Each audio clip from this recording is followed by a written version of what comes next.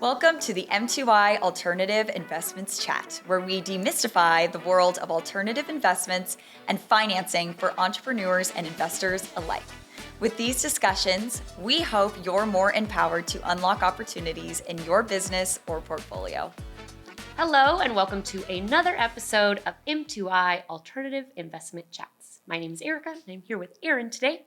We're going to talk about marketing your debt offering and how that looks for your company. So again, to recap what a debt offering is, again, we have many episodes on this. So if you are really bored or need something to help you fall asleep, please tune in and listen to what a debt offering is. So again, a debt offering is a way to raise capital by issuing bonds or notes to an investor. A company borrows that money from investors under the agreement that they'll pay it back most of the time with interest and a good interest rate at that. And then companies offer this type of financing to ensure that they don't give up that portion of their pie. They get to keep full control of their company. So as we move into this episode, let's touch on the effective marketing and the importance of that for your debt offering. Yeah, so why marketing? Why do we need to focus on that when you're trying to raise capital?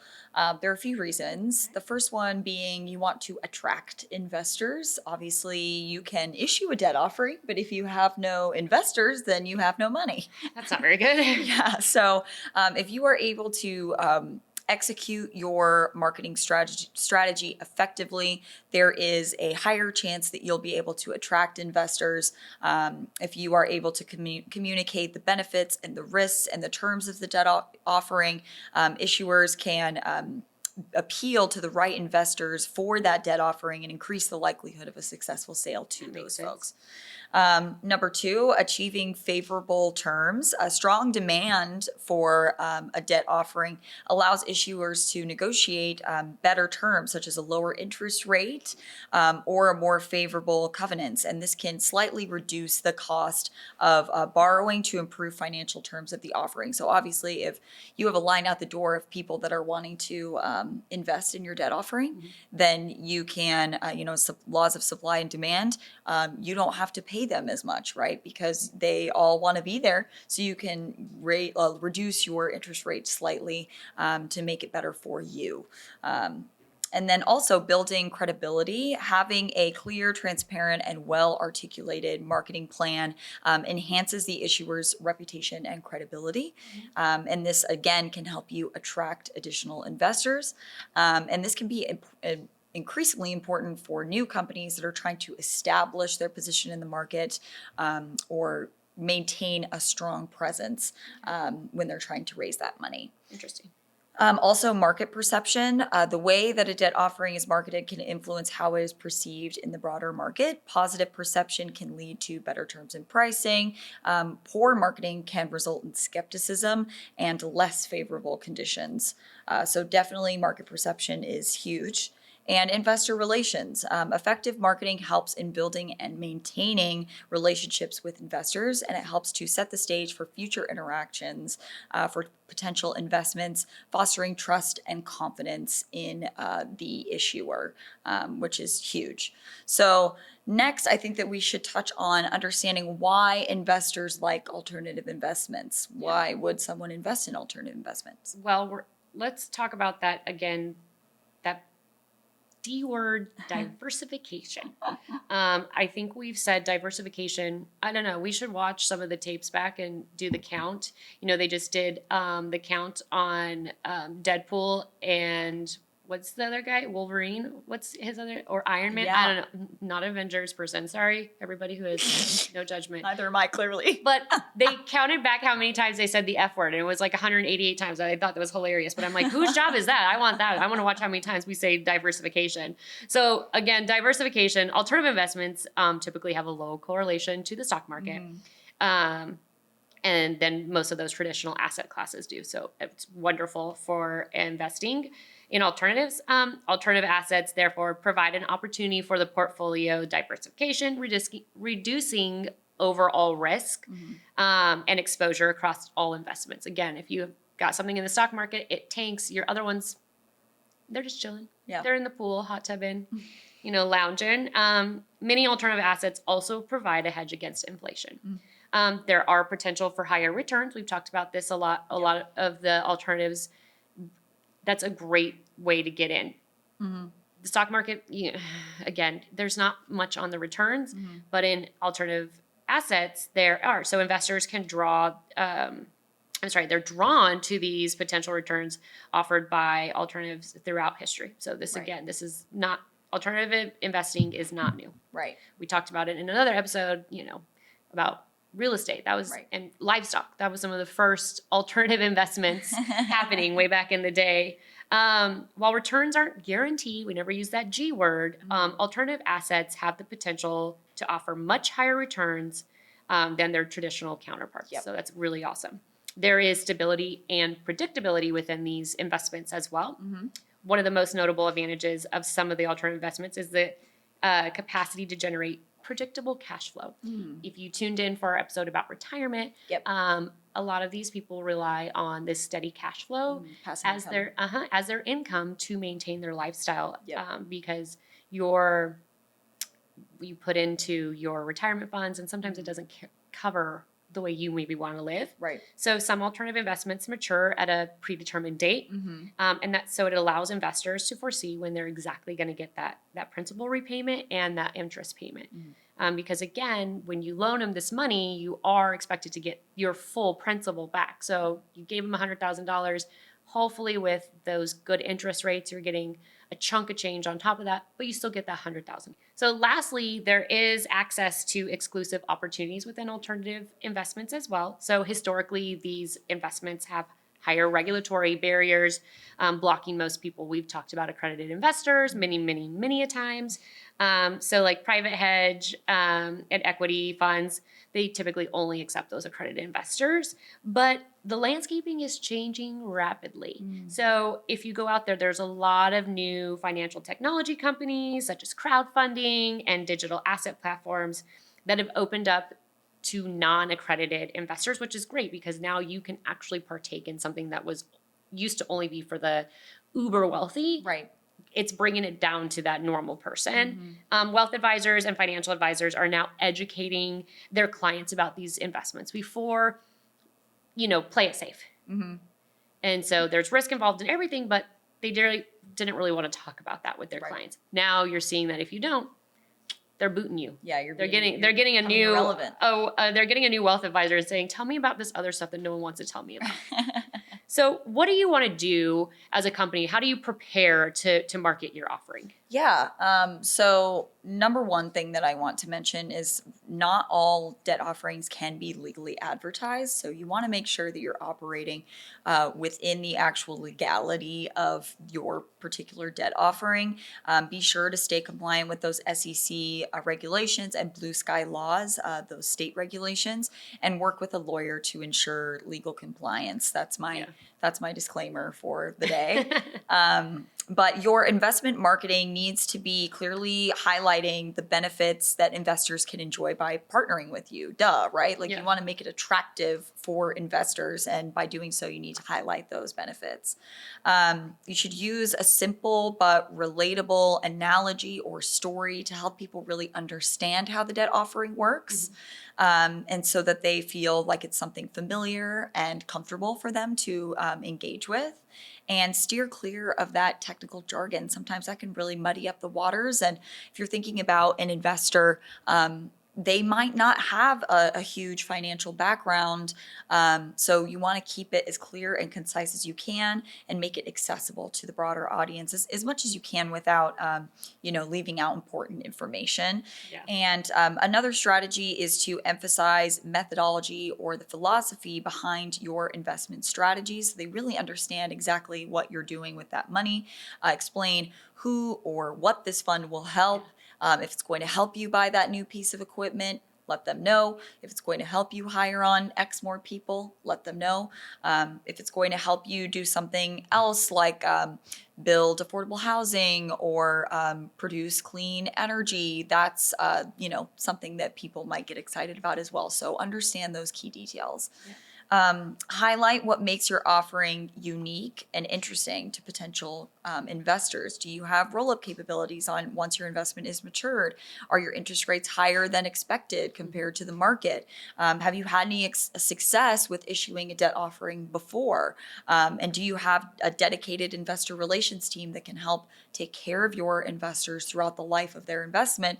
These are all things that you'll want to include in your marketing approach. Yeah, you want to set yourself apart from any other debt offering because as we're discovering through all of our research, a lot of companies are utilizing debt offerings. But if you go to someone's webpage and all it says is the minimum to invest and it doesn't give you any other information, you might not want to invest with them. So if you are really marketing correctly, again, staying within your SEC guidelines, making sure you're following all the legality rules and things, but you want to make sure that it looks good. Yeah, for and people are excited about it. Yeah, exactly. So how do you figure out who your potential investors might be? Where do you even start with that? You just scream into the universe, I need money. Nope, no investors. Yeah. Okay, I was hoping that was going to work, but Sure. no, you need to define your investment profile. So identify what kind of investors you want to find and who you want to offer this offering to. Who's it going to be attractive to? Right. It's not going to be attractive to the same people just all because you across like the board. alts doesn't mean you're going to invest in all alts. So it's based on characteristics and investment goals for the investor. So for example, your debt offering is raising capital that's being used to build affordable housing, like you kind of mentioned earlier. What kind of people are going to be interested in that? So you might want to go after those SRI, that Socially responsible investing, investors. or ESG investors. Those people are going to really latch on to those, especially we talked about this in a previous episode on socially responsible investing. A lot of younger investors, that's kind of the route that they're going. Is this going to make the planet better? Is this going to make people's lives better? So if that's what your offering does, then those are the people you need to market to. Right. Segment potential investor types. So you have your institutional investors, your retail investors, and then your high net individuals. So you got to figure out who you need to talk to. So for institutional investors, mutual funds, pension funds, insurance companies, hedge funds, that's who you're going to want to chat to. Retail investors, the me's and the you's. Yep. If you're able to market out on social media or billboards or newspaper or whatever, Right. that's where you're going to want to look for those guys. And then, your high net individuals. Does your offering require investors to be accredited? You got to know all this stuff. Right. And then that's how you can figure out who you need to Talk to. show your investment to. Right. Exactly. And then, of course, lastly, sorry, guys, I left you out, the family offices, but you do have registered investment advisors that can also help you get the word out. Yep. So you want to talk to those people. When you build a potential investor list, there's a few things you're going to want to do. My favorite thing in life. Research. I knew that was I coming. know. So use financial databases. You can access these on platforms like Bloomberg, Thomson, S&P Capital. They have an IQ thing you can play around on. You want to find the institutions and individuals who have previously invested in similar debts. Again, oh hey, you like affordable housing? I got this other guy. Yeah. Let me show them off to you. You want to consult investment banks and brokers. So you work with investment banks and brokers. Again, like I said, those registered advisors, and be like, hey, I've got this really cool product. You might be able to help me with some of your investors. Right. No matter how large your social group is, there's somebody who always knows somebody who knows somebody who knows somebody that might be able to help you. So there's research. Talk to me about the other one, which is networking. Yeah, so you kind of mentioned that, and all of these, of course, are intertangled, but networking, of course, you want to talk with people about your offering that are in your community, and it might lead you to those connections that you might not have thought about, or maybe there's someone that has been thinking about investing and they can be your first investor. You want to make sure you're leveraging that community. You can also join professional associations, and this will connect you with other people in your network to help it expand. They're in your network, but they aren't really. You have their colleagues that do similar things that you do, and that can help your network grow. And that can help you lead you to new investors as well. You also want to make sure that you're leveraging referrals. So utilize those existing relationships to hopefully get referrals sent your way. Also, you want to make sure you're taking care of the investors that you do have. If they feel good about how the investment is going, they might tell somebody else about it and refer that person to you. You want to take care of those referrals and make sure that you welcome them in. Don't drop a referral. That's important. No, talk to everybody. Talk to everybody. Like you said, we talked about getting marketing materials out there. So, but there's these things called road shows. And presentation conferences. Yeah. We've had the pleasure of attending many of them. Yep. And attending these events to present the offering to potential investors. Yeah. You got a lot of people out there who go to these conferences and webinars and things of that nature.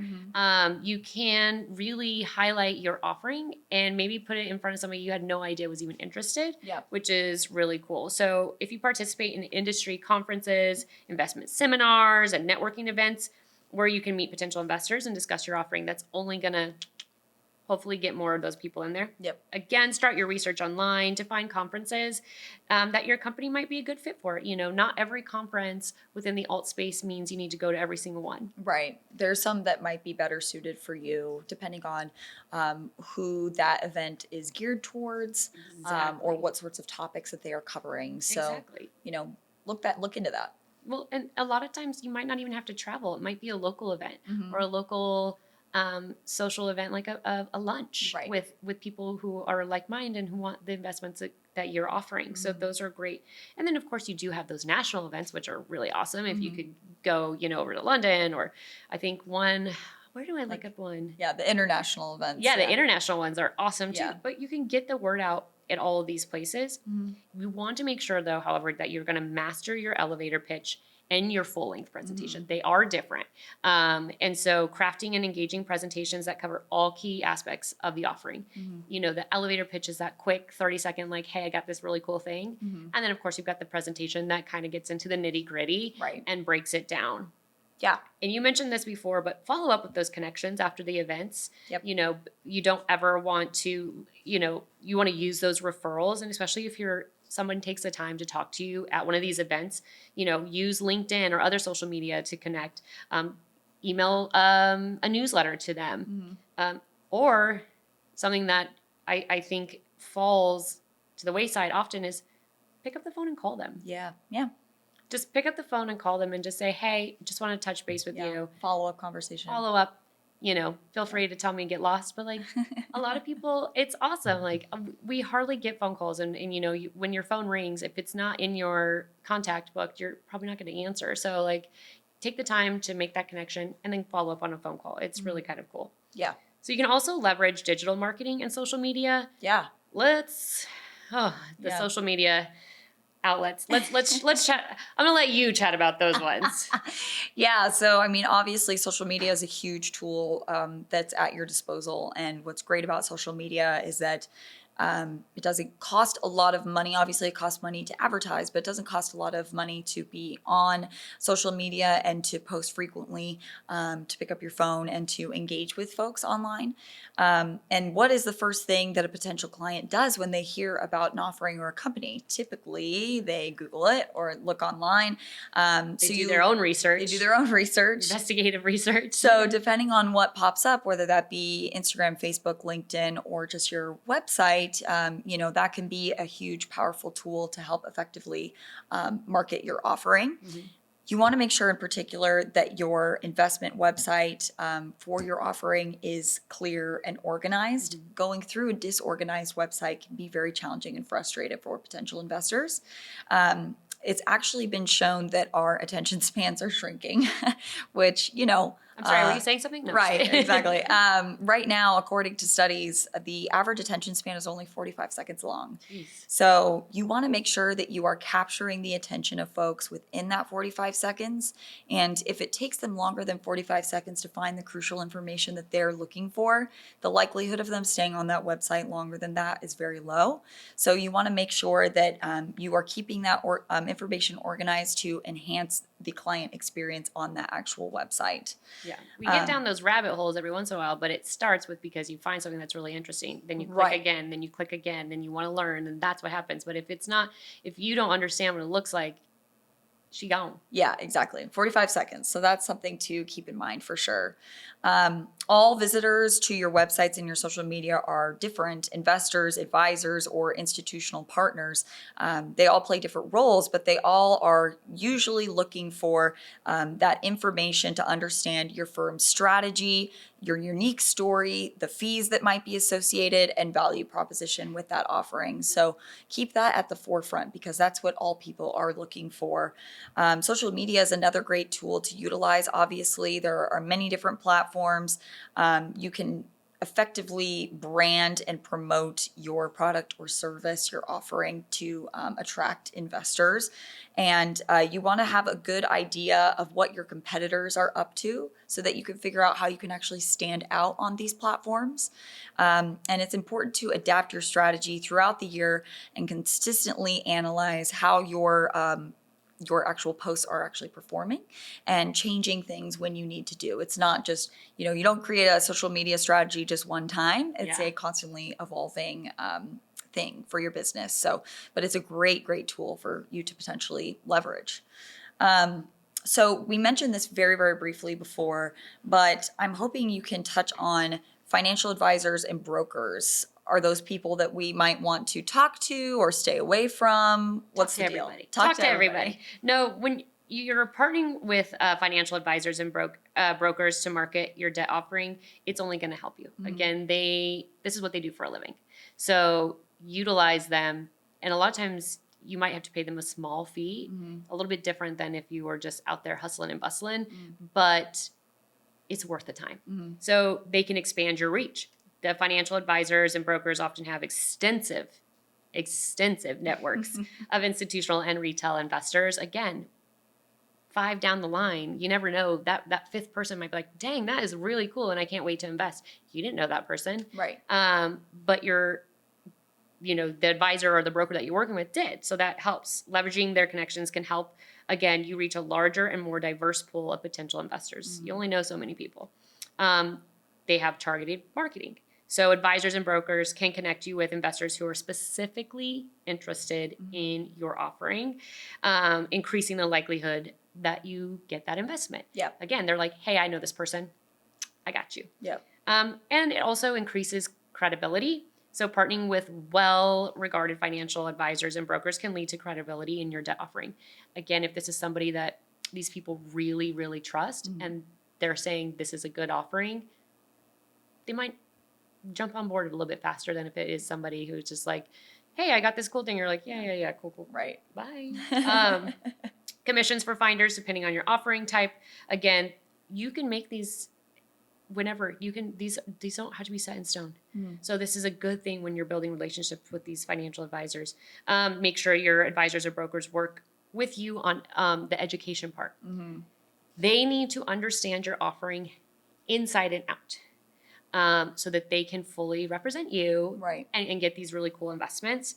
Equip them with the marketing tools and that help describe them. I mean, hire people, make these really cool one-sheeters, but make sure that these people, they don't directly work for you, but they still need to understand exactly what you do.